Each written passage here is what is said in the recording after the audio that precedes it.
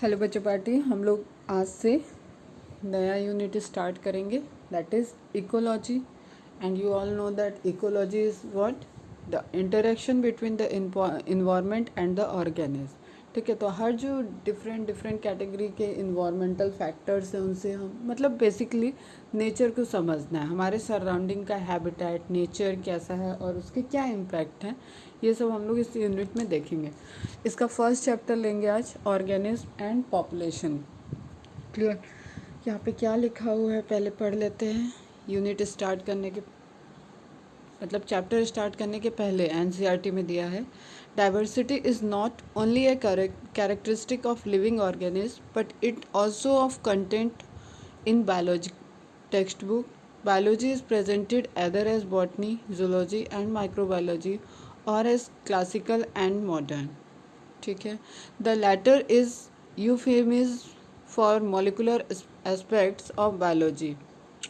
Luckily we have many threads which weave the different areas of biological information into unifying principle. Ecology is one such thread which gives us a holistic perspective to biology. The essence of biological understanding is to know how organisms, while remaining on an individual, interact with other organisms and physical habitat as a group, and hence behave like organized wholes, that is population, community, ecosystem, or even as the whole biosphere.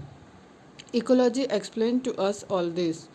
A particular aspect of this is the study of anthropogenic environment degradation and the socio-political issues it has raised.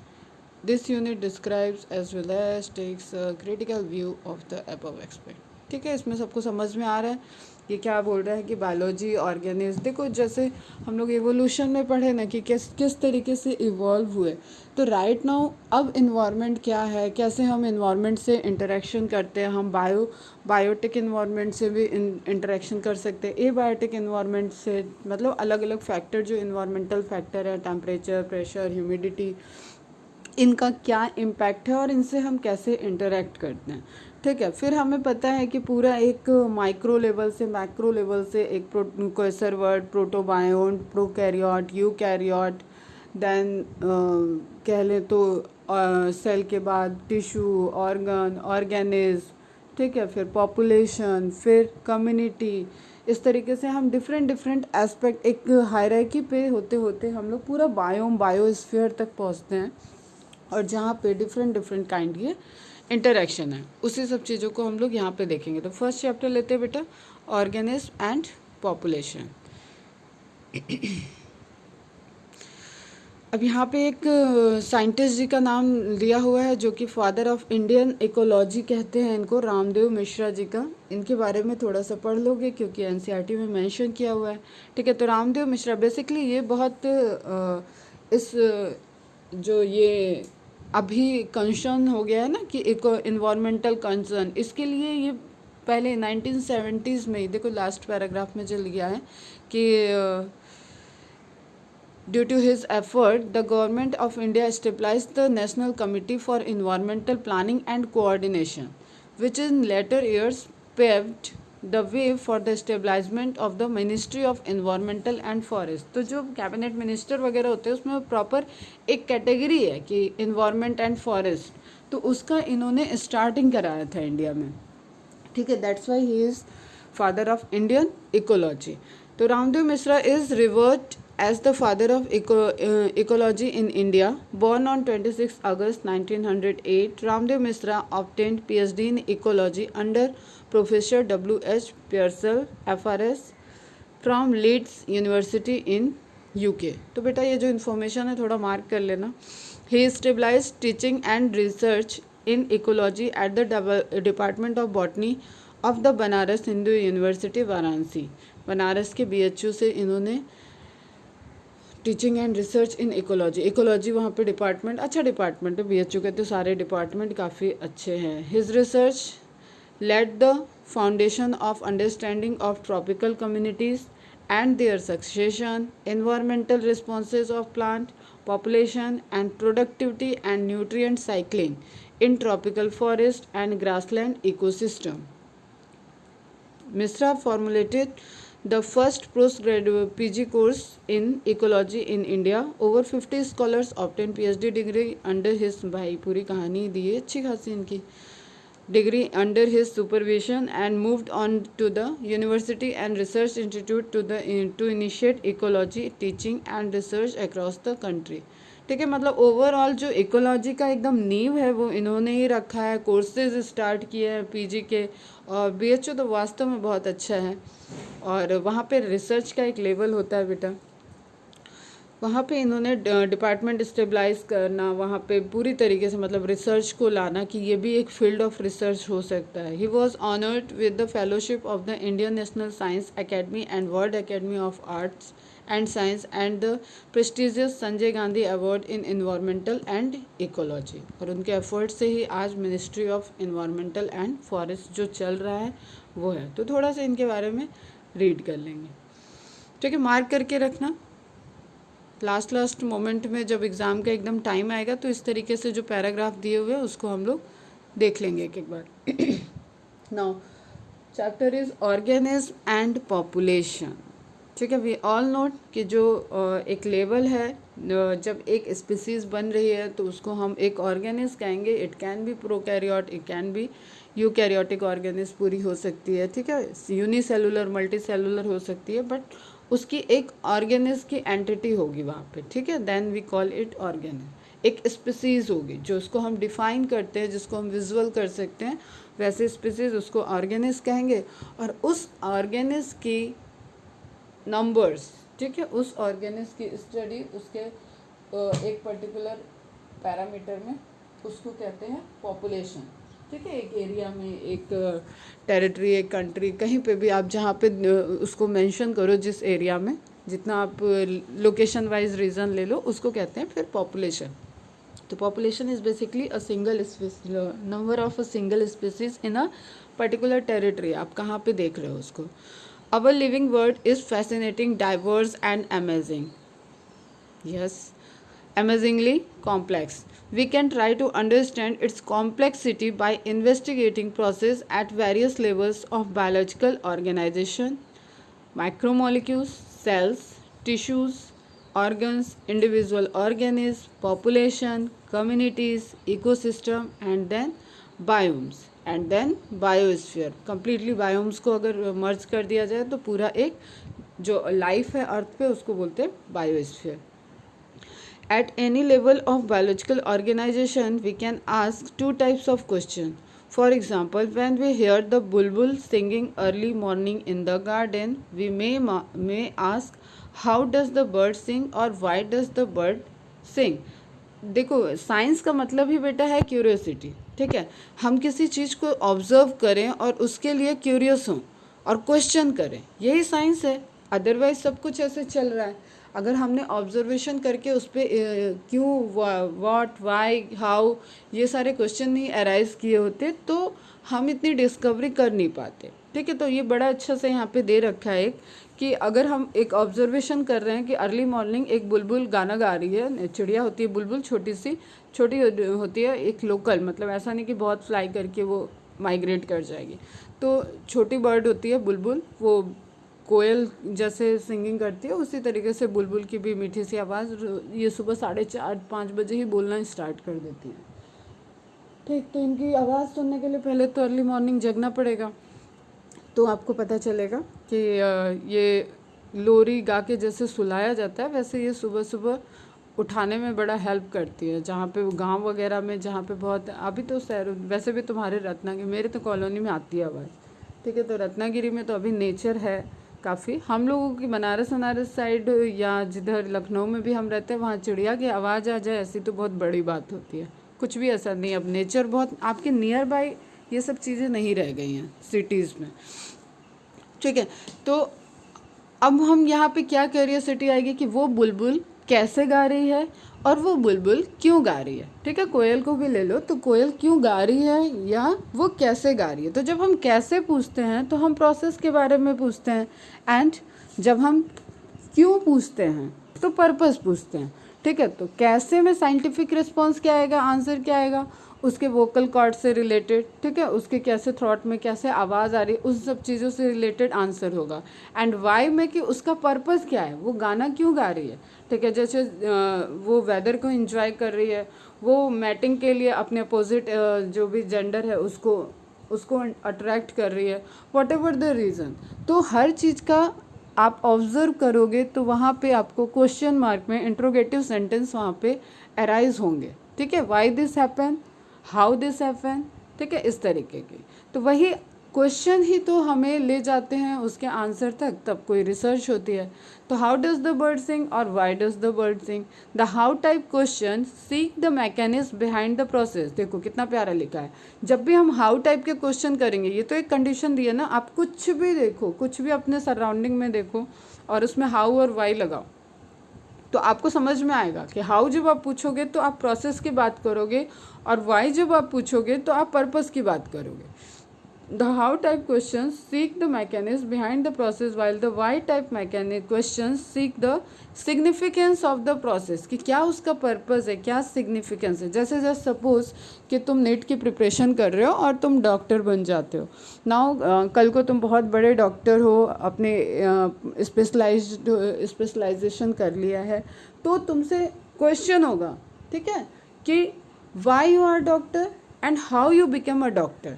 तो how you become a doctor का answer पूरी तुम्हारी journey होगी कि आपने कैसे preparation किया, क्या डेडिकेशन दिया, कितना आवर का टाइम दिया, कैसे आपके स्टडी मटेरियल क्या थे, आपने कैसे अप्रोच रखा, ठीक है, वो सब आ गया उसमें आंसर में कि हाउ। एंड वाई का आंसर क्या हो सकता है, आप डॉक्टर बनना चाहते थे, ठीक है, आप किस पर्पज़ से करना चाहते हैं, आपको जो डिज़ीज़ और जो हमारे सराउंडिंग में एटमॉस्फेयर हुआ है उसमें आप ह्यूमन वेलफेयर के लिए कुछ करना चाहते हैं, या आप क्या क्यों पर्पज़ क्या है, आपके पेरेंट्स ने ढकेल के आपको डॉक्टर बनाना चाहा, ठीक है, या आपकी फैमिली हायरार्की में चला आ रहा है कि सभी लोग एक ट्रेंड है कि डॉक्टर बनते हैं, ट्राई करते हैं डॉक्टर बनने का। तो पर वाई का आंसर अलग अलग है, ठीक है। अब जैसे कोई वेटरनरी डॉक्टर है, तो वो अभी तुम लोग जिनके भी अंदर होगा कि हम एमबीबीएस करेंगे, बड़े सर्जन बनेंगे, बड़े न्यूरोलॉजिस्ट बनेंगे, वॉट एवर, गायनेकोलॉजिस्ट बनेंगे, उनको लगता होगा कि हम इस फील्ड में जाएंगे तो अच्छा करेंगे। कुछ ऐसे होंगे जिनको, बहुत रेयरली लेकिन होते ही हैं ऑब्वियसली, कुछ ऐसे होंगे, तो हम अपनी पॉपुलेशन के बारे में ही सोच रहे थे अब तक, लेकिन कुछ ऐसे होंगे जो ये सोच रहे होंगे यार ये डॉग, हमें डॉग को देखना है, हमें हॉर्स को देखना है, हमें इन बेजुबान जानवरों का भी इलाज करना है, इनकी ऐसी हालत होती जा रही है, हमें इनके बारे में भी सोचना है। तो वो वहाँ से उनकी थॉट, उनके बेसिक, उनका एक पैशन होगा कि हम एनिमल्स के बारे में सोचें, ठीक है, एनिमल्स में ह्यूमन भी आ रहा है लेकिन हम अदर पॉपुलेशन के बारे में सोचें। तो वो किस फील्ड में चल जाएगा, वेटरनरी डॉक्टर। अब वेटरनरी डॉक्टर बनते ही आधा समाज तो जानवरों का डॉक्टर है, ऐसा नहीं होता, ठीक है, उसके लिए भी एक करेज चाहिए कि आप वेटरनरी डॉक्टर बने, आप बेजुबान जानवरों का इलाज करना चाह रहे हो, जो एक्सीडेंट होते हैं उनको भी तो इलाज चाहिए बेटा, वो भी ऑर्गेनिज्म है, तो वो भी एक कैटेगरी है। तो उसका वाई का आंसर क्या हो गया कि उसको इंटरेस्ट था, उसको एनिमल्स में इंटरेस्ट था, ठीक है, वो बचपन से ज़्यादा क्लोज था। अभी जैसे हम लोग का वो आलोक था ना, अभी तो शायद छोड़ दिया, आलोक डाली, हाँ, तो उसको कैसे जियोग्राफिकल और एनिमल इन सब चीज़ों में इंटरेस्ट था। अगर वो चाहे तो वो इस फील्ड का डॉक्टर बन सकता था। उनके लिए कुछ, उस वेलफेयर के लिए कुछ करना चाहो तो आप, अलग अलग सोर्सेज हैं कि आप किस तरीके से कर सकते हो, तो उसमें आप डॉक्टर बन के भी कर सकते हो। तो why and how should be arised and should be answered, ठीक है। For the first question in our exam the answer might be in terms of the operation of the voice box and the vibrating bone in the bird, whereas for the second question the answer may lie in the bird's need to communicate with its mate during breeding season, ठीक है। When you observe nature around you with a scientific frame, ठीक है, देखने के लिए तुम्हारे scientific वाली आंखें हों, ठीक है। अब ऐसा नहीं कि आप बैठ के देख रहे हो आकाश नीला क्यों है, पानी आज नीला क्यों दिख रहा है, कल काला क्यों दिख रहा है, ठीक है। तो उसको आप इंजॉय करने के भी पर्पस, लेकिन उसमें आपको साइंटिफिक पर्पस, साइंटिफिक व्यू रखना पड़ेगा कि वाई दिस चेंज। तो आप जब साइंटिफिक फ्रेम से देखोगे तो आपके माइंडसेट अलग होगा और वहाँ पे अलग क्वेश्चन अराइज होंगे और उसके आंसर अलग होंगे। of mind, you will certainly come up with many interesting questions of both types. Why are night blooming flowers generally white? How does the bee know which flower has nectar? Why does cactus have so many thorns? How does the chick spurs recognise her own mother and so on. अब हम अपने surrounding में देखें तो देखो, एक जो होता है ना दादी बाबा के दादी लोगों के नुस्ख क्या होता है, नुस्खे, ठीक है. तो वो कुछ तुम लोगों को घरेलू उपचार या चीज़ें जो हम लोगों को ट्रेडिशनल पता होता है वो देते हैं, ठीक है. फिर एक डॉक्टर्स की कैटेगरी होती है, वो अलग तरीके से देते हैं. तो हम सराउंडिंग को ऑब्जर्व कैसे कर रहे हैं, उस पर्टिकुलर सिम्टम जो तुम्हारे अंदर आया उसको ऑब्जर्व कैसे किया. तो दादी लोगों ने अलग तरीके से ऑब्जर्व करके उसका इलाज बता दिया. आप डॉक्टर के पास जाओगे तो वो अलग तरीके से उसका टेस्ट वगैरह करके एनालिसिस करके प्रॉपर डायग्नोसिस करके आपको एंटीबायोटिक और टैबलेट वगैरह की एक पूरी झड़ी दे देंगे. तो मीन्स वो डिपेंड करेगा कि उन्होंने ऑब्जर्व कैसे किया और उस पर उनका अप्रोच क्या रहा. सेम वे में आप देखो तो आपके पास कई सारे क्वेश्चन अराइज होंगे, ठीक है. Why are night blooming flowers generally white. अब ऑब्वियसली रात है, ठीक है. रात में पॉलिनेशन के लिए कौन रोल प्ले करेगा, एयर करेगी, और क्या कर सकते हैं, वाटर भी कर सकता है, और बेसिकली जो भी नॉक्टर्नल एनिमल्स होते हैं वो करेंगे. तो नॉक्टर्नल एनिमल्स को वो दिखेगा कैसे, ठीक है. आई इम्पैक्ट कलर का इम्पैक्ट होगा. तो वाइट इस तरह रहेगा, जब उन पर रिफ्लेक्शन हो रही होगी सारी लाइट तो वो सारी लाइट एब्जॉर्ब होगी तब वो वाइट कलर का दिखेगा, आई थिंक, या रिफ्लेक्शन, कंफ्यूज हो गई मैं यहाँ पे, ठीक है. तो वाइट अपीयरेंस दिख रहा है. फिर उसकी फ्रेगरेंस रहेगी तो आई थिंक सारी लाइट रिफ्लेक्ट होगी तब वो वाइट दिखेगा. तो वो जो नेक्टर है, जो उसके फ्रेगरेंस है उस फ्लावर की, उससे भी अट्रैक्ट हो सकता है. तो बेसिकली वहाँ नीड क्या है, पॉलिनेशन. उसको अपनी लाइफ आगे बढ़ानी है, जनरेशन आफ्टर जनरेशन, ठीक है. नेक्टर, जब वो फूड रिवॉर्ड, तुम लोग को पता है कि किसी भी पॉलिनेशन के लिए उसको रिवॉर्ड देते हैं फ्लावर, ठीक है. तो वो नेक्टर के फॉर्म में वो रिवॉर्ड देता है. Why does cactus have so many thorn क्यों है, उसको अपने आप को प्रोटेक्ट करने के लिए एनिमल से. फिर जीरोफिटिक कंडीशन में सर्वाइवल के लिए. तो इस तरीके के आंसर जब क्वेश्चन अराइज हुए तभी तो उनके आंसर आए. तो हाउ डज द चिक स्पर्स. अब एक चिक को कैसे पता चलता है कि उसकी मदर कौन है, ठीक है. वो तो एग से आया, ऐसे जैसे बॉडी के अंदर हो तो फिर भी ठीक है, कुछ कनेक्शन है, कुछ इंटरेक्शन है, कुछ डेवलपमेंट है. लेकिन वो एग से इवॉल्व हो रहा है, एग से आगे ग्रो कर रहा है, तो उसके बाद भी वो पहचान रहा है. तो इन सब चीज़ों में क्या है, क्या चीज़ें छुपी हुई हैं, how they related to each other, ठीक है. यही सब इनका साइंटिफिक फ्रेम हमें देखना होगा. तो चलो ये पैरा और कंप्लीट कर लेते हैं, उसके बाद कुछ बेसिक्स देखते हैं. You have already learn in previous classes that ecology is a subject which studies the interaction among the organisms and between the organisms. हम लिविंग से भी इंटरेक्शन कर सकते हैं, and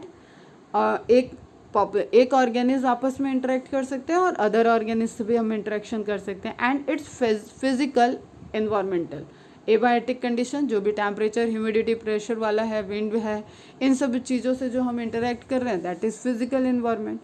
ecology is basically concern with 4 level of biological organisation. अब बेटा ये important point है दोनों पैराग्राफ में, ठीक है. तो इसको आप जैसे ये कॉमा लगा के दिया है तो आप बुलेट फॉर्म में लिख लोगे. First is organisms, second is population, third is communities, and then biomes. In this chapter we explore ecology at organismic and population level.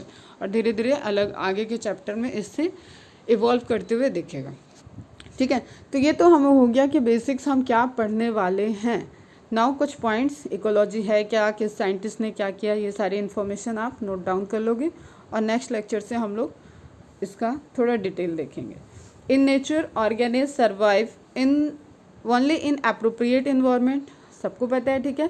उसको अपना फेवरेबल हैबिटेट मिलेगा तब वो सर्वाइव करेगा. अब यहाँ पे एक रेंज ऑफ हैबिटेट है बेटा कि किस तरीके के. अब रेप्टाइल्स, डेजर्ट रेप्टाइल्स को अलग चाहिए, एक्वेटिक रेप्टाइल को अलग हैबिटेट चाहिए, टेरेस्ट्रियल को अलग चाहिए, और प्लांट्स में भी इसी तरीके से. आप पूरा पढ़ रखे हो प्लांट किंगडम, एनिमल किंगडम, आपने देखा है कि हैबिटेट में बहुत वेरिएशंस है. तो वो उनका इन्वायरमेंट है वो उस फेवरेबल इन्वायरमेंट में, और कुछ हाइबरनेशन को शो कर रहे हैं। कहीं पे आपने देखा था एकाइनेट्स स्पोर्स बन जाते हैं जो अनफेवरेबल कंडीशन में सिस्ट फॉर्म कर लेते हैं, फिर वो वेजिटेटिव वो प्लांट्स के केस में वो जब रिप्रोडक्शन करेंगे आगे फेवरेबल कंडीशन आएगा तो वो वहाँ से फिर ग्रो कर जाते हैं। तो एक हमने रेंज देखा हुआ है ऑलरेडी कि फेवरेबल इन्वायरमेंट फेवरेबल उनके लिए पर्टिकुलर एक जो हम जब कैटेगराइज करते हैं टेरेस्ट्रियल, एक्वाटिक, ज़ीरोफिटिक, तो हम जानते हैं कि फेवरेबल उनके इन्वायरमेंट इंटरैक्टिंग इन्वायरमेंट सबके हैबिटेट अलग अलग है, ठीक है। तो survive only in appropriate environment. अब हम किसी पर्टिकुलर ऑर्गेनिज्म की बात करेंगे तो उसका एक पर्टिकुलर हैबिटेट होगा। याद होगा बेटा जब मैं प्लांट किंगडम या एनिमल किंगडम पढ़ाती थी तो सबसे पहले हैबिटेट लाइन लिखते थे हम लोग कि what is the habitat of pteridophyta, what is the habitat of Porifera, Coelenterata. इस तरीके से हम लोग पढ़ते आए, तो हम लोग वहाँ पे सबसे पहले उसका लिविंग इन्वायरमेंट देखते थे कि वो कहाँ पे सर्वाइव करता है। Interact with each other, organism आपस में इंटरेक्ट करेंगे। Influence by the whole complex of environmental factor, और सराउंडिंग का क्या इन्वायरमेंटल फैक्टर है उसका भी इन्फ्लुएंस उन पे होगा। क्लियर बेटा, एकदम फ्रेम तुम्हें समझ में आना चाहिए कि क्या चीज़ हो रहा है। Now ecology is the branch of biology that deals with the study of interaction between organism and their environment. अब ये डेफिनेशन आप प्यारा सा इसको कोटेड कॉमा लगा के, डबल कॉमा लगा के दोनों साइड लिखोगे डिफरेंट कलर को यूज़ करके, तो ये एग्जामिनर को दिखेगा।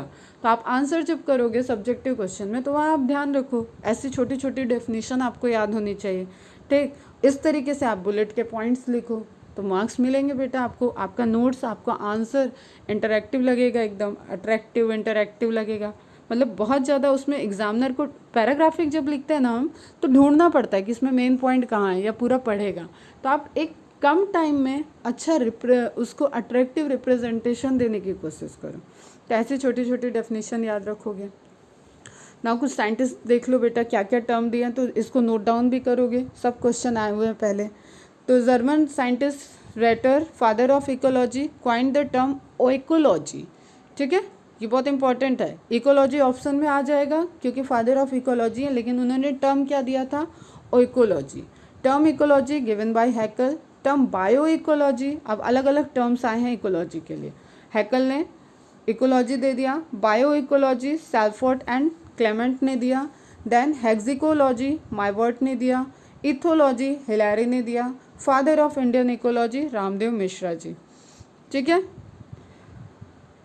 The word ecology as given by a German biologist Ernst Haeckel in 1869। ये जर्मन बायोलॉजिस्ट हैं, ये भी क्वेश्चन आ चुका है, ईयर भी पूछ चुका है और साइंटिस्ट का भी नेम हो गया। तो पूरा आप ये पूरी इन्फॉर्मेशन यहाँ पे आप इसके आगे ही नोट डाउन कर लोगे। हैकल ब्रैकेट में German biologist and given in 1869।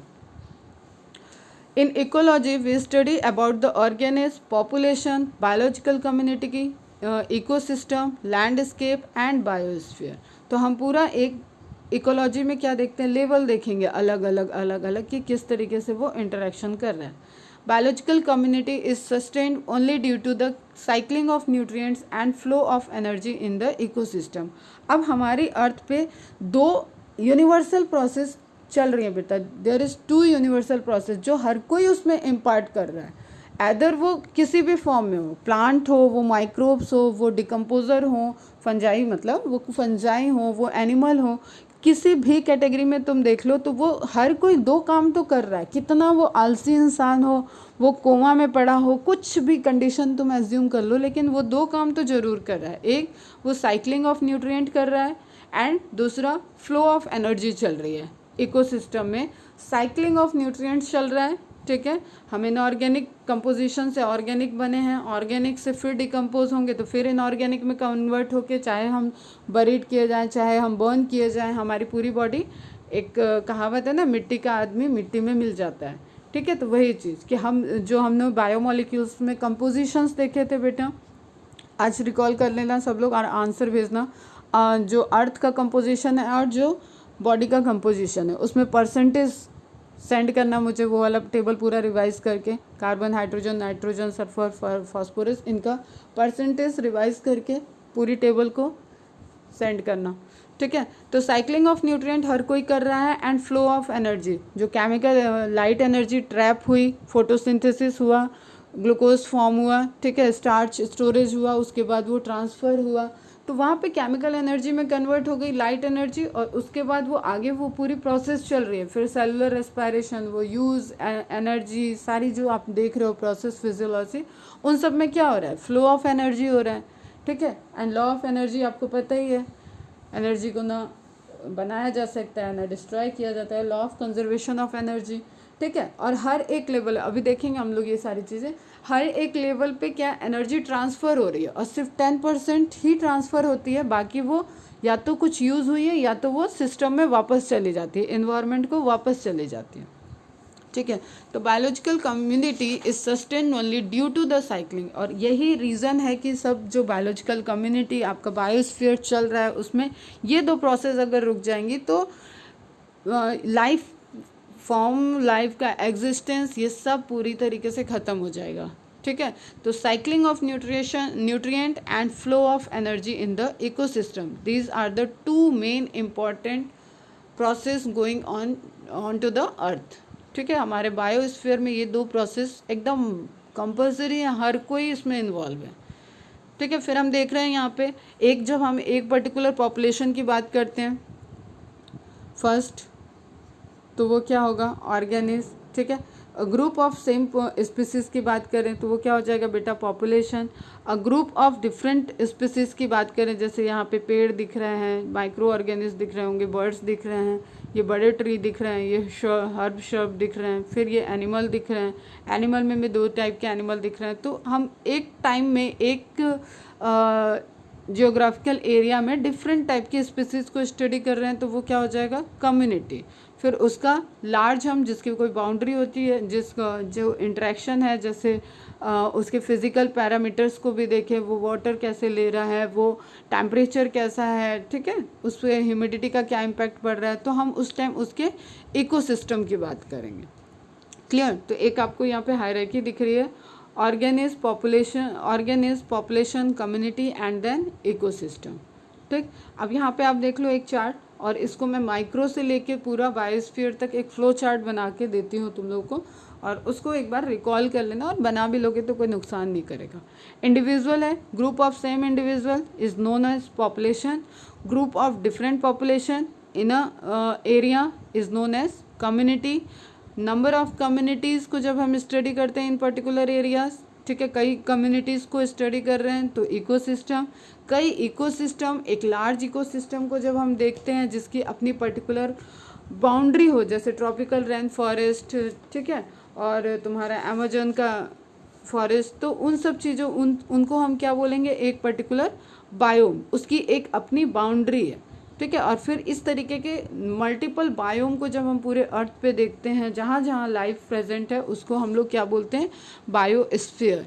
तो individual, population, individual means organism, population, community, ecosystem, biome and then biosphere, ठीक है। अब ये बायोस्फीयर देखो तुम्हारा वाटर के अंदर भी चल रहा है, ऑर्गेनिज्म है, नंबर ऑफ फिशेस दिख रही है तो वो पॉपुलेशन हो गया, उसका इंटरेक्शन सराउंडिंग में जो भी वहाँ पे फाइकोबायोन, जूबायोन प्रेजेंट होंगे, उनसे इंटरेक्शन जो हो रहा है, उससे क्या एक कम्युनिटी बन रही है। फिर कम्युनिटी में पूरा ये इंपॉर्टेंट रोल प्ले कर रहा है अर्थ पे एक एक्वेटिक सिस्टम, वो बायोस्फीयर का पार्ट हो जाएगा, ठीक।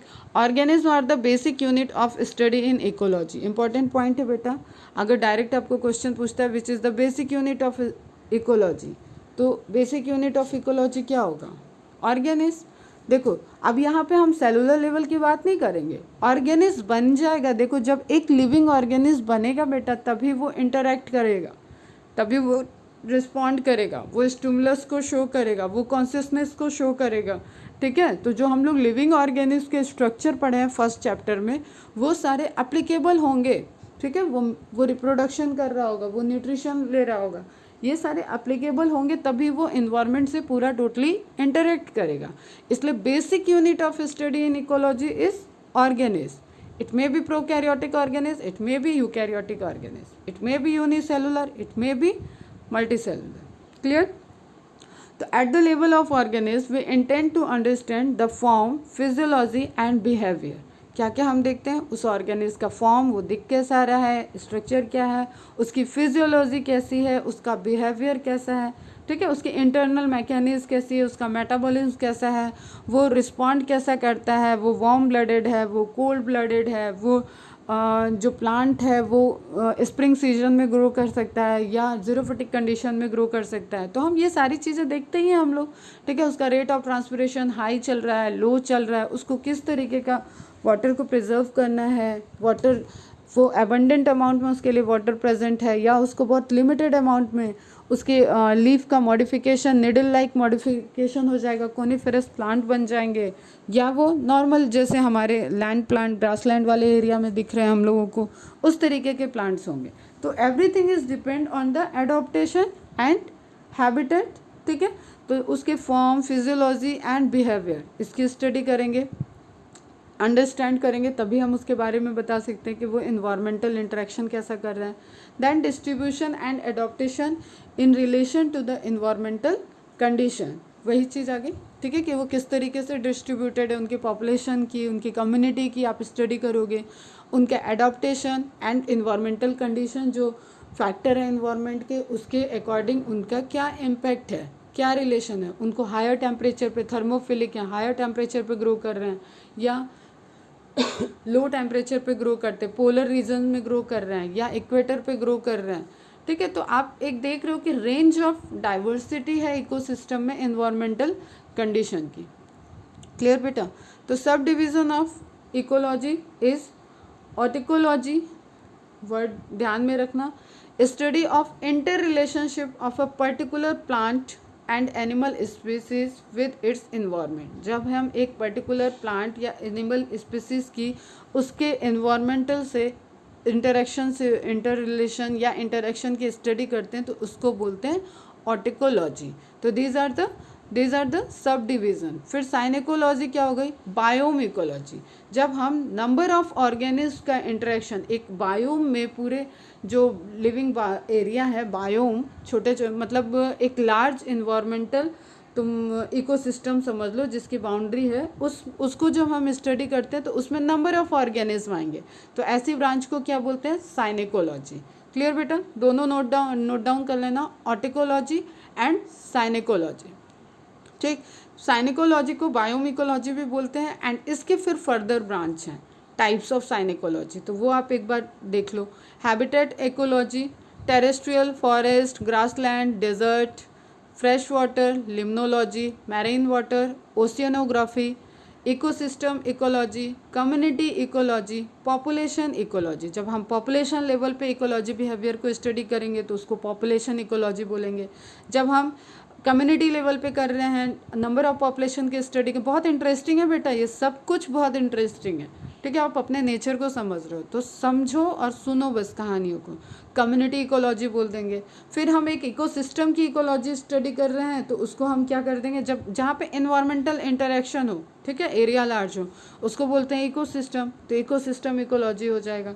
मरीन वाटर में स्टडी कर रहे हैं कि कैसे वो ग्रो कर रहा है, कैसे इंटरेक्ट कर रहा है, तो उसको ओशियनोग्राफी बोल देंगे। फ्रेश वाटर में लिम्नोलॉजी।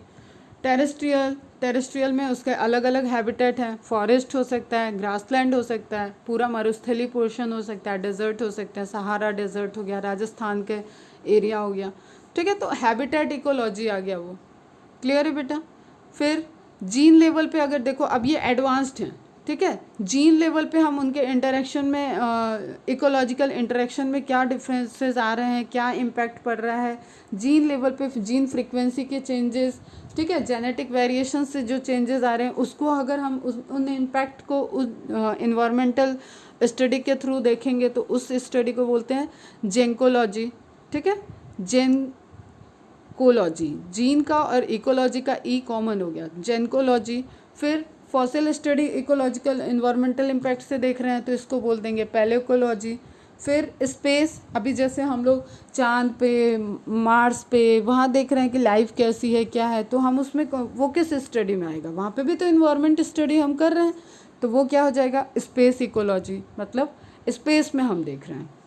फिर प्रोडक्शन इकोलॉजी, इनसे हम क्या प्रोडक्शन कर सकते हैं, क्या आउटपुट मिल रहे हैं, क्या वेरिएशन है, किस तरीके से हमें कंजर्व करके रखना है, एनवायरमेंटल कंडीशन से हम क्या प्रोड्यूस कर सकते हैं, किस कंडीशन में किस पैरामीटर्स के साथ हम ह्यूमन वेलफेयर के लिए क्या क्या कर सकते हैं, या इनसे हमें क्या मिल रहा है। तो वो सब स्टडी जब हम करते हैं उस पर्पज़ से, तो उसको बोलते हैं production ecology. Then radiation ecology, जो भी ये रेडिएशंस आ रही हैं अर्थ पे या एमिट हो रही हैं, उनसे हम इम्पैक्ट को स्टडी करें इन्वायरमेंट को, तो उसको बोलेंगे radiation ecology. And then in सब चीज़ों का एप्लीकेबल पार्ट, ठीक है, वही इम्पैक्ट क्या पड़ रहा है, प्रोड्यूस कर रहे हैं तो प्रोडक्शन, लेकिन क्या हार्मफुल या बेनिफिट क्या चीज़ें हैं, उसका इम्पैक्ट क्या है, उसका असर क्या पड़ रहा है। तो वो सारे ब्रांचेस जो स्टडी होती है वो अप्लाइड इकोलॉजी में आ जाता है। सब लिख लोगे, तुम लोगों को कुछ छोड़ना नहीं है यहाँ पे ब्रांचेस, ठीक है। फिर हम बायोस्फीयर की बात करें तो बायोस्फीयर में हाइड्रोस्फीयर, लिथोस्फीयर, एटमॉस्फेयर, इकोस्फीयर। अब इकोस्फीयर क्या होता है, एटमॉस्फेयर का लोअर पोर्शन, ठीक है, एटमॉस्फेयर का लोअर पार्ट, हाइड्रोस्फीयर वाटर वाला पोर्शन, एंड जो ये लैंड वाला पोर्शन है लिथोस्फीयर, ये सब मिलकर क्या बना देंगे, इकोसिस्टम या इकोस्फीयर। ठीक, छोटी छोटी क्लास की ये तो चीज़ें हैं। Now level of organisation in ecology we study the distribution and abundance of organism, their interaction among themselves and with the physical environment. ठीक, ये हमने देखा भी, एनसीईआरटी में भी पॉइंट्स थे। Physical environment is comprised of lithosphere, hydrosphere and atmosphere. I think ये सबको क्लियर होगा, लिथोस्फीयर, हाइड्रोस्फीयर एंड एटमॉस्फेयर। तो lower atmosphere, lithosphere and water bodies का हाइड्रोस्फीयर। ठीक, अब एक जनरल सी चीज़ है कि मौसम क्यों बदलता है, तो ये सब तुम लोगों ने पढ़ रखा होगा। अर्थ जो है वो 23.5 डिग्रीज पे टिल्टेड है, रोटेशन कर रही है, सूरज के चारों तरफ भी कर रही है, अपने एक्सिस पे भी रोटेशन करती है, उससे दिन रात होता है, उससे मौसम चेंज होता है। ठीक है, तो पूरा ओवरऑल एक जो वेदर और क्लाइमेट वाला कॉन्सेप्ट है उसको यहाँ पे देख लोगे। ठीक है, northern hemisphere, southern hemisphere, summer. अब हम लोग को सबको पता है इक्वेटर पे जो डिस्टेंस होता है ट्रैवल करना पड़ता है लाइट को, वो कम होता है, एंड पोल पे जो डिस्टेंस ट्रैवल करनी होती है लाइट को, वो ज़्यादा होती है, डिस्टेंस ज़्यादा। तो वहाँ तक आते आते वहाँ पे उसकी इंटेंसिटी थोड़ी लो होगी, इसके कंपैरिजन में जो डिस्टेंस कम ट्रैवल करना है वहाँ गर्मी ज़्यादा होगी, जो पोल है वहाँ पे गर्मी कम होगी। फिर जो सन को फेस करेगा वहाँ पे समर सीजन चलेगा, जहाँ पे नहीं फेस कर रही है, लाइट नहीं पहुँच रही है, जैसे इसमें साउथ पोल दिखा रहा है, वहाँ पे विंटर सीजन चलेगा। ठीक है, अलग अलग जियोग्राफिकल एरिया है जहाँ पे आपका कहीं पे 6 महीने पूरे पूरे बर्फ़ ही पड़ रही है, कहीं पे 6 महीने पूरी पूरी गर्मी ही पड़ रही है। तो ये सब कॉन्सेप्ट हैं।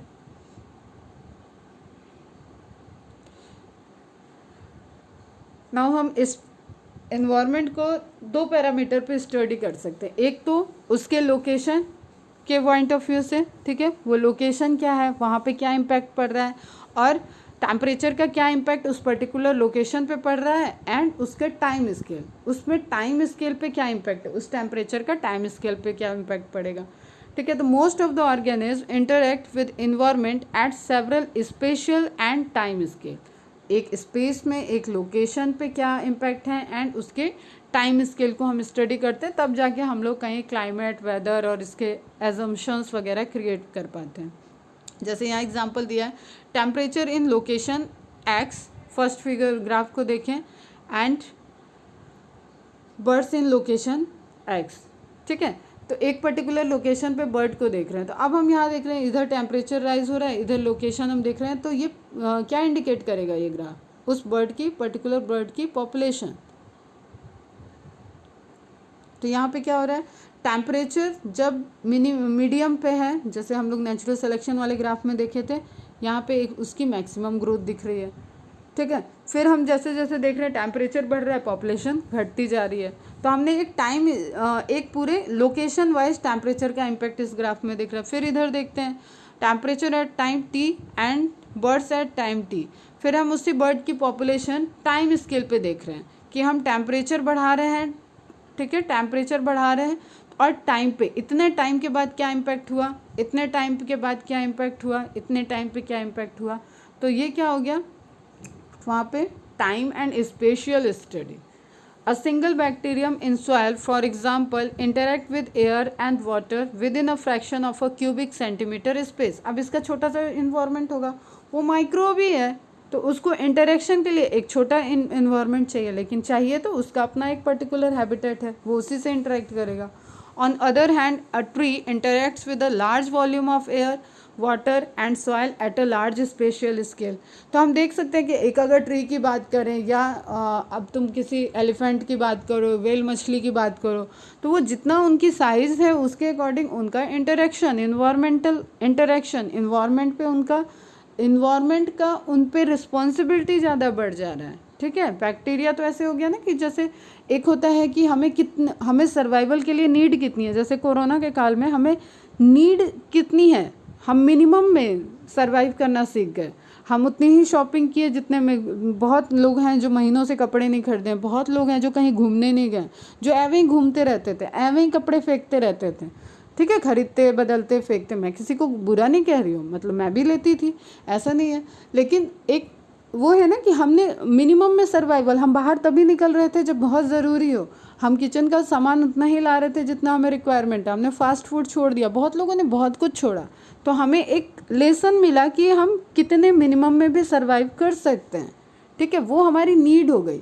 एक क्या हो गया, हमारा फोकासी हो गया कि हमको दिखावे के लिए, या हमको लिविंग स्टाइल हो गया है एक हमारा कि हम इस तरीके का नहीं करेंगे तो हम मीडियम क्लास या गरीब तबके के दिखेंगे, तो हम लुक को प्रेफरेंस देते. तो वही चीज़ें हो गई कि हमारा मिनिमम रिक्वायरमेंट क्या है वो हमको नेचर नेचुरली देगी, क्योंकि हम नेचर के, जैसे कहेंगे नेचर के ही पार्ट हैं, हम फैमिली हैं. जैसे हम लोगों ने पिछले चैप्टर में अर्थ को एक लेबोरेटरी की तरह लिया था, यहाँ पे एक अर्थ को हमें ग्रैंडफादर ग्रैंडमदर जैसा लेना है. ठीक है, तो एक चेन जो चली आती है, फैमिली बनते हैं. जैसे तुम्हारे दादी दादा के दो बच्चे से उनकी शादियां हुई, 4 बच्चे, तो उनकी फैमिली बढ़ती जा रही है, उनकी ट्री बढ़ती जा रही है, ब्रांचेस बढ़ रही है उसमें.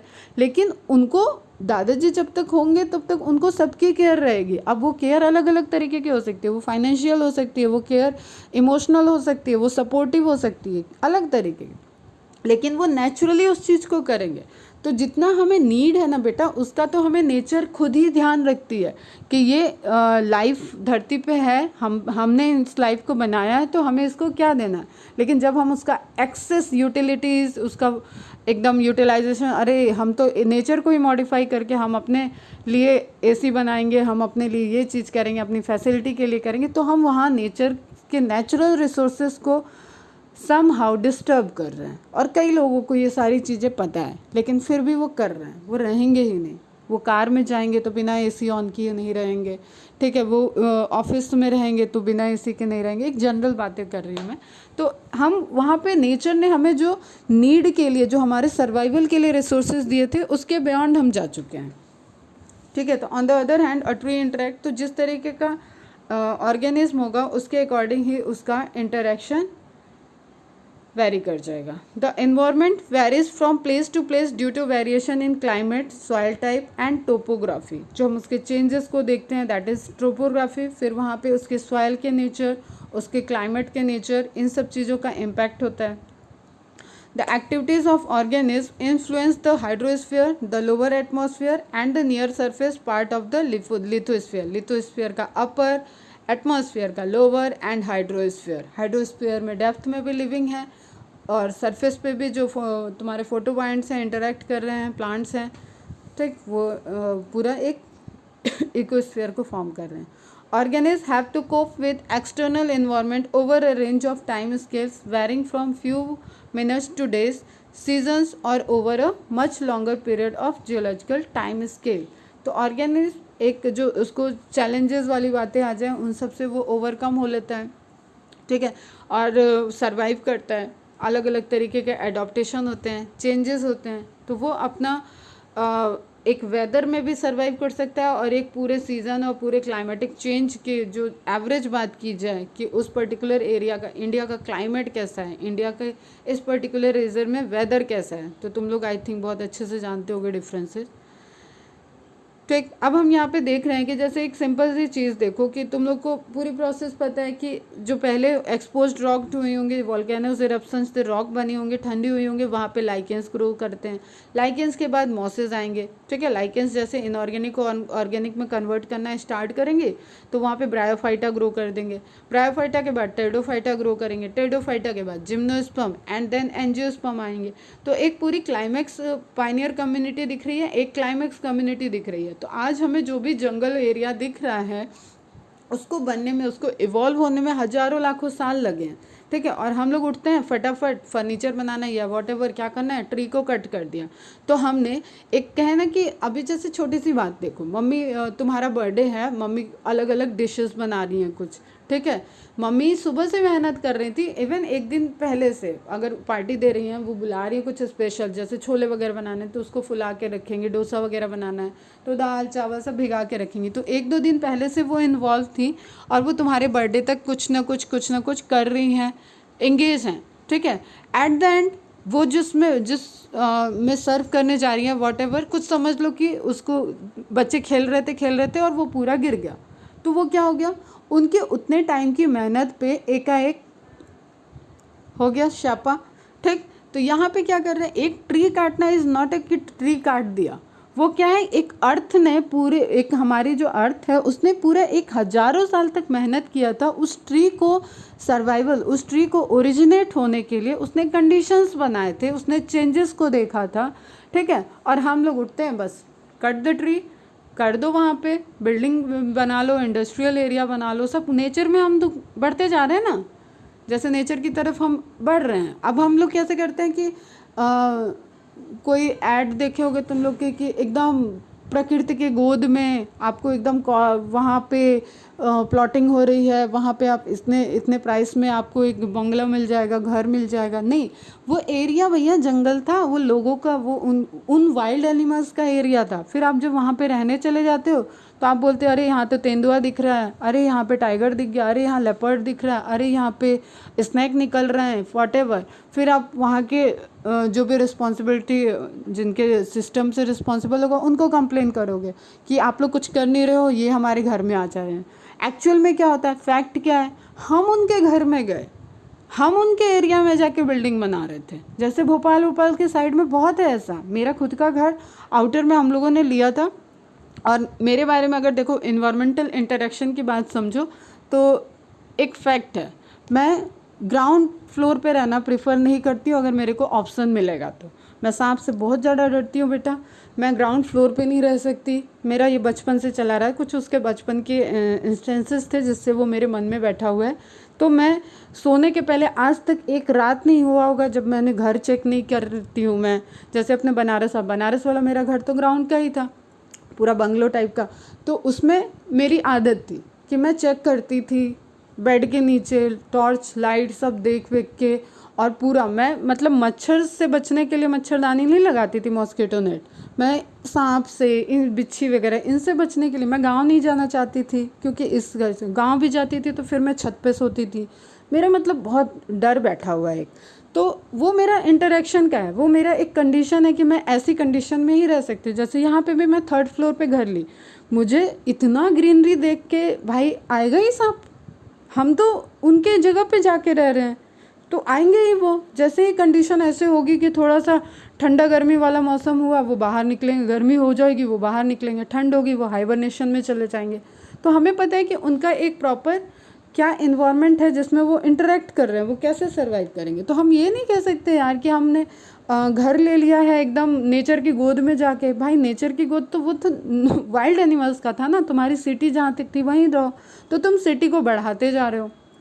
तो ऑब्वियसली वो कभी ना कभी तो वो वहाँ से निकलेंगे और धीरे धीरे आप उनका घर उनके एरिया में जाके कवर करोगे, वो धीरे धीरे फिर एक्सटिंक्ट होंगे। तो एक जनरल मैं तुम्हें बता रही हूँ कि हमारा इन्वायरमेंट, हमने हैबिटेट, ह्यूमन तो बताया ना मैंने, होमो सैपियंस जो आ गया वो सबसे अब तक का सबसे इंटेलेक्चुअल इंटेलिजेंट पर्सन आ चुका है, इंटेलिजेंट एनिमल आ चुका है। इसको रिप्लेस करना, नई स्पीसीज क्यों नहीं बन रही है, मैक्रो इवोल्यूशन क्यों नहीं कहीं हो रहा है, इसीलिए क्योंकि ये ऑलरेडी इतना इंटेलिजेंट है। अब नेचर को सिलेक्शन के लिए, नेचर जब तक सेलेक्ट कर रही है ये उसका तोड़ निकाल देता है। तो उस सब चीज़ों में क्या हो रहा है कि एवोल्यूशन रुका नहीं है, मैं ये नहीं बोल रही कि रुक गया, एवोल्यूशन इज द प्रोसेस, चल रहा है, लेकिन इम्पैक्ट उसका अभी ये लंबे टाइम तक, जैसे है ना कि जुरासिक एरा काफ़ी लंबा रहा, रेप्टाइल्स का राज काफ़ी रहा, तो उसी तरीके से ये मैमल्स में जो ह्यूमो सेपियंस आया है ये बहुत लंबा राज करेगा। ठीक है, इसके पास पहले बहुत चीज़ों के सॉल्यूशन आ जाएंगे, लेकिन बस बात वही है, जब नेचर देगी जवाब तो फिर आप स्पेशलिस्ट हो जाओगे। तो ओवरऑल ये सब हम लोग छोटी छोटी बड़ी बड़ी बातें करते रहेंगे लेक्चर के दौरान और चीज़ों को समझते रहेंगे। और यहीं पे मैं एंड करती हूँ बेटा, इसके आगे हम लोग देखेंगे, थोड़ा सा तुम लोग ये नोट्स में शेयर कर दूँगी। अब बताओ तो ज़रा क्वेश्चन बताओ कि सबसे ज़्यादा कंट्रीब्यूशन ऑक्सीजन का कौन कर रहा है, एटमॉस्फेरिक ऑक्सीजन में सबसे ज़्यादा कंट्रीब्यूशन कौन कर रहा है। फाइटोप्लैंक्टन मत भेज देना, स्पेसिफिक नेम कौन सी एल्गी, ठीक है, हु कंट्रीब्यूटेड मोर। ठीक, अब फिर यही क्लाइमेट वेदर और इसको हम नेक्स्ट लेक्चर में कंटिन्यू करेंगे। चलो बाय बाय, टेक केयर। और एनसीईआरटी से थोड़ा आप ये पढ़ लेना, ये वाला पोर्शन रीड कर लेना।